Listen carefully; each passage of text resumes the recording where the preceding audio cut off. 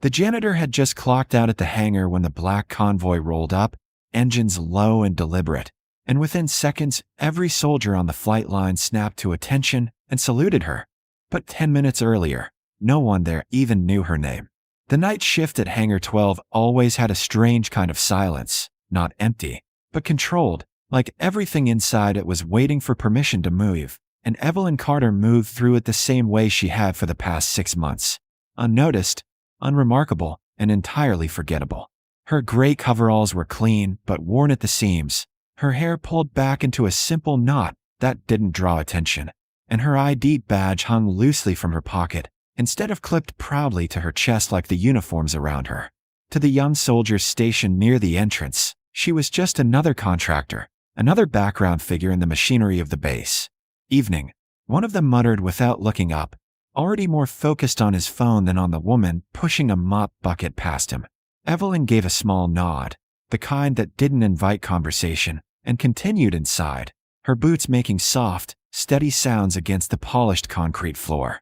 The hangar stretched wide and high above her, steel beams crisscrossing like the ribs of some massive sleeping creature, and beneath them sat 3 aircraft in various stages of maintenance, their dark silhouettes broken by harsh overhead lights and the occasional spark from a welding tool.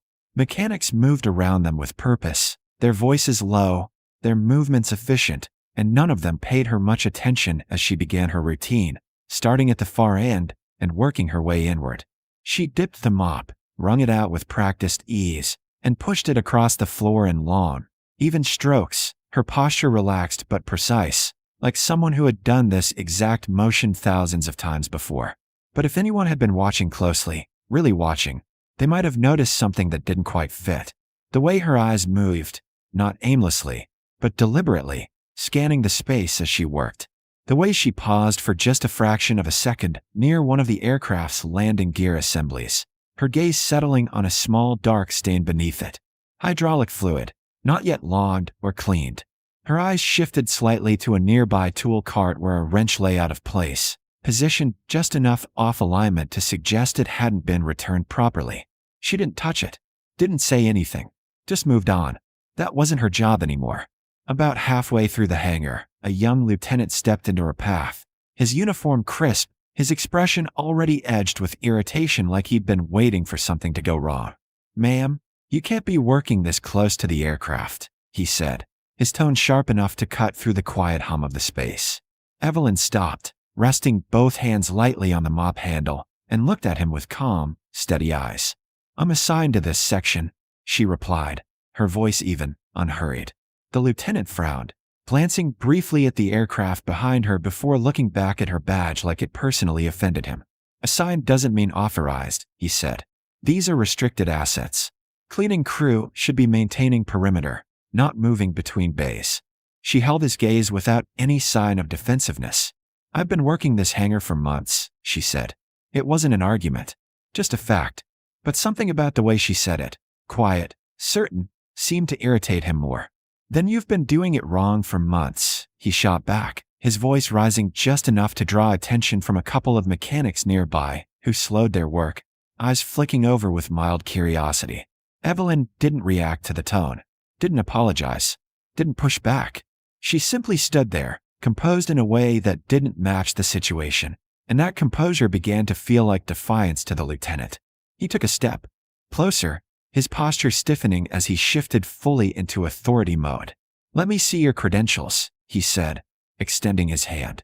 She reached into her pocket, pulled out her badge, and handed it to him without hesitation. He examined it with exaggerated scrutiny, holding it up under the overhead light as if expecting it to reveal something hidden.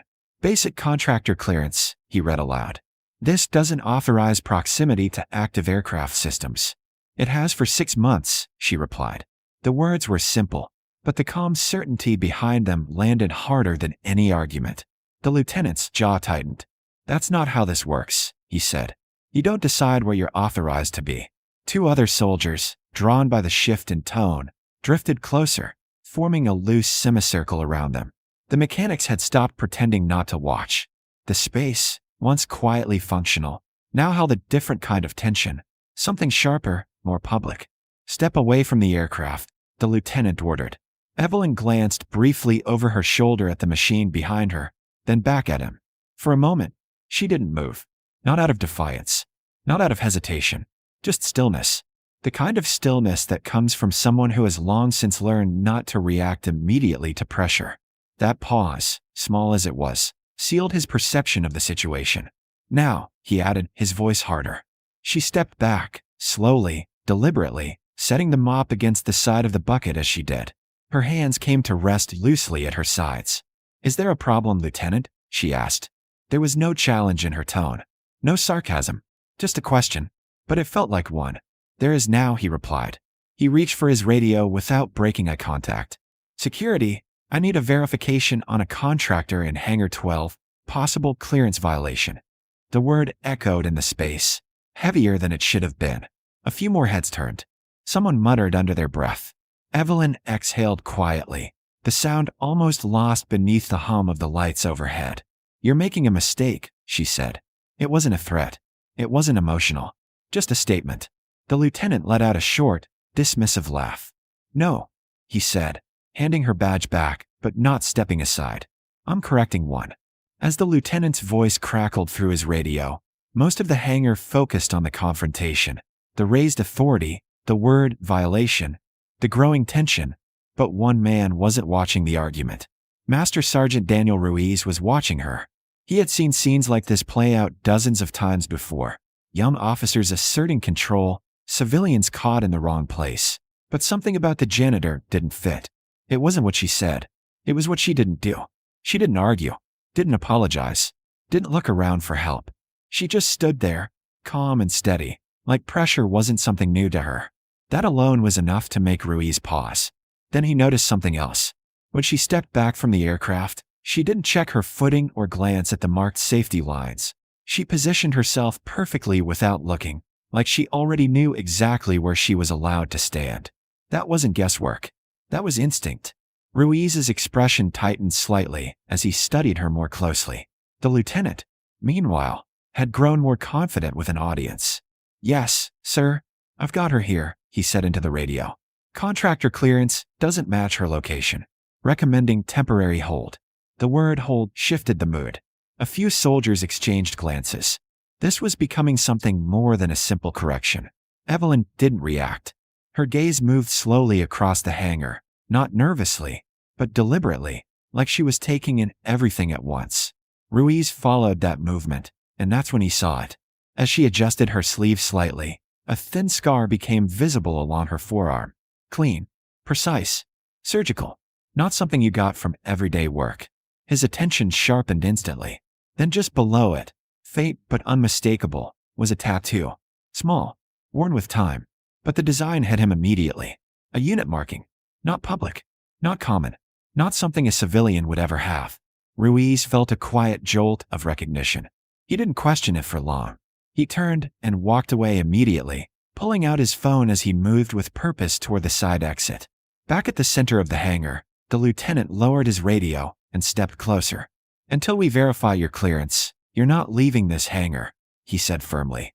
Evelyn tilted her head slightly, studying him with that same calm expression. "Detaining me?" she asked. "Temporarily," he replied. "Standard procedure." "You're sure about that?" she asked. There was no attitude in her voice, but something about the certainty behind it made a few nearby soldiers shift uneasily. The lieutenant held his ground. "I'm very sure." Around them, the hangar had gone nearly silent. Mechanics had stopped working. Conversations had died. Everyone was watching now, even if they didn't fully understand why. Evelyn gave a small nod. "All right," she said quietly. No resistance. No argument. Just acceptance. And somehow, that made it feel more serious. Outside, Ruiz stepped into the night air and brought his phone to his ear. It rang once before someone picked up. "This is Ruiz," he said quickly. A pause. His eyes flicked back toward the hangar. "I think you need to get down here." Another pause, longer this time. "No, sir," he added more firmly. "I'm not mistaken." Inside, the lieutenant straightened slightly, settling into his authority. "Security's on the way," he announced. Evelyn's gaze drifted briefly toward the massive hangar doors, her expression unreadable. Something had already been set in motion beyond those walls. and no one inside had any idea just how fast it was about to arrive. The sound came first, low, controlled engines rolling to a stop just outside the hangar doors. Conversations died instantly. Every head turned. The lieutenant frowned, confusion flickering across his face as the side entrance opened and a group of senior officers stepped inside with purpose. A colonel led them, followed by a command sergeant major and 2 others, their presence alone enough to shift the entire atmosphere. They didn't look at the soldiers, didn't acknowledge the lieutenant. They walked straight across the hangar floor, directly toward the janitor. The lieutenant tried to recover. "Sir, we have a situation. This contractor." "Stand down, Lieutenant," the colonel said calmly, not even breaking stride. The words landed like a command carved in stone. The lieutenant froze mid-sentence. The officers stopped in front of Evelyn, and for a brief moment, there was silence. Then, without hesitation, the colonel snapped to attention and saluted her. Sharp, precise, unquestionable. The command sergeant major followed. Then the others.